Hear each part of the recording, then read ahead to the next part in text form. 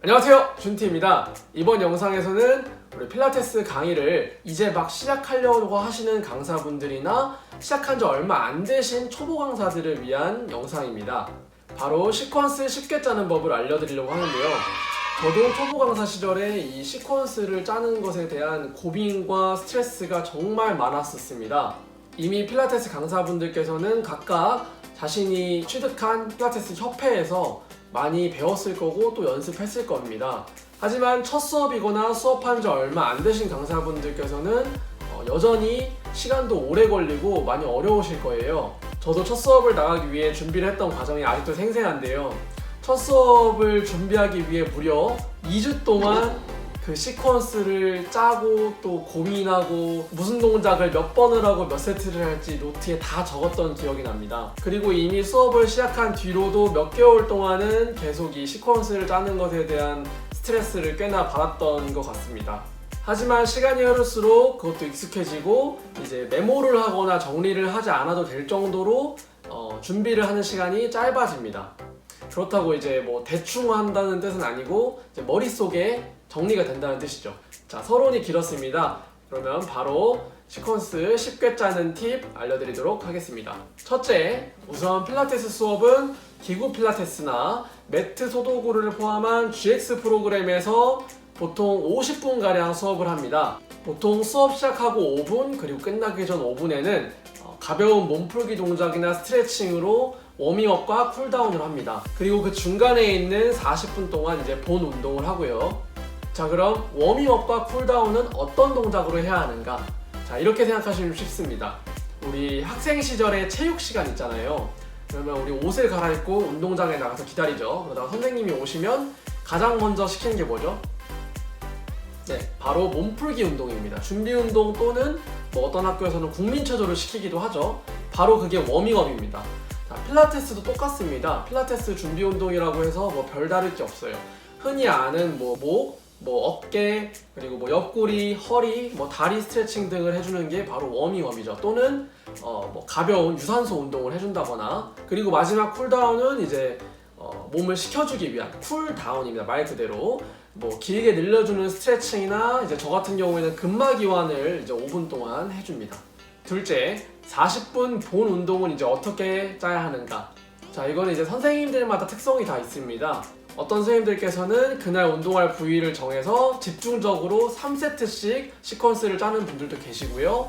또 어떤 선생님들께서는 전신을 골고루 이제 운동하는 시퀀스를 짜는 분들도 계십니다. 예를 들면 저 같은 경우에는 이제 전신을 골고루 운동하는 시퀀스를 짜는데, 자, 그렇다고 한 동작 한 동작 하고 그냥 넘어가는 게 아니라 복부 운동을 한다고 하면, 자, 복부 운동 중에 기본 동작을 합니다.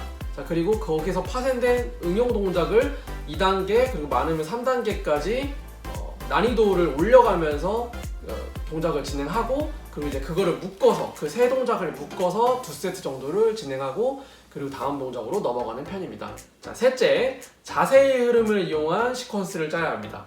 자, 이게 무슨 말이냐면, 예를 들어 누워서 하는 동작을 하다가 갑자기 이제 내발기기 자세를 하는 동작을 한다든지, 아니면 앉아서 동작을 하고 있다가 갑자기 또 일어서서 해야 되는 동작을 한다든지, 자, 이런 식으로 회원들이 다음 동작을 하기 위한 준비 자세를 여러 번 바꾸게 하면 수업의 흐름이 깨집니다. 자, 그리고 회원님들도 이제 운동을 하러 왔지만 아무래도 이렇게 또 준비했다가 또 저렇게 엎어졌다가 하면은 귀찮게 됩니다. 그렇기 때문에 자연스럽게 다음 동작으로 이어질 수 있게끔 시퀀스를 짜라는 뜻입니다. 예를 들어 첫 동작을 누워서 진행했으면 이제 다음 동작은 옆으로 누워서 한다든지, 자, 옆으로 누워서 했으면 그 다음엔 또 앉아서 하는 동작을 또 진행을 해주시고, 그 다음엔 또 엎드려서 진행을 하고, 또 이어서 일어서서 엎드려서 하다가 일어서서 할 수 있는 동작을 이런 식으로 연결 시켜서 시퀀스를 짜주시면 좋습니다. 자, 마지막으로 우리 수업을 같은 곳에서 오랜 기간 동안 하게 되면 아무래도 시퀀스가 좀 겹치기도 하고 반복되기도 할 거예요. 자, 그런 경우에는 순서를 좀 바꿔준다든지, 앞뒤 순서를 좀 바꿔준다든지, 아니면 새로운 동작을 2-3개 정도 변화를 줘서 변경을 해서 해주신다든지, 더 나아가서 좀 더 이제 변화를 주고 싶다면 이제 유튜브나 이제 SNS에도, 각종 SNS에도 필라테스 영상들이 정말 많이 올라와 있어요. 거기서 이제 새로운 동작들을 참고해서 이제 자신의 시퀀스로 만들면 더 좋습니다. 자, 이렇게 오늘 시퀀스를 쉽게 짜는 팁을 알려드렸는데요. 정답은 없습니다. 진짜 여러분의 수업이에요. 여러분이 이끌어 나가는 수업이기 때문에 여러분 마음대로 그 수업을 창조해 나가시면 되는 겁니다. 저는 이제 참고사항을 알려드린 것 뿐이고요. 자신감을 갖고 여러분들이 만들어가면 됩니다.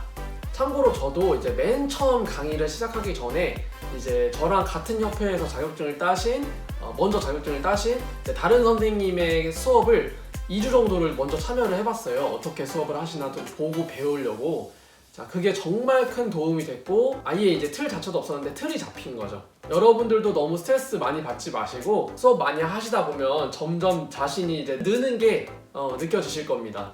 그래서 파이팅 하시고요. 네, 시청해주셔서 감사합니다.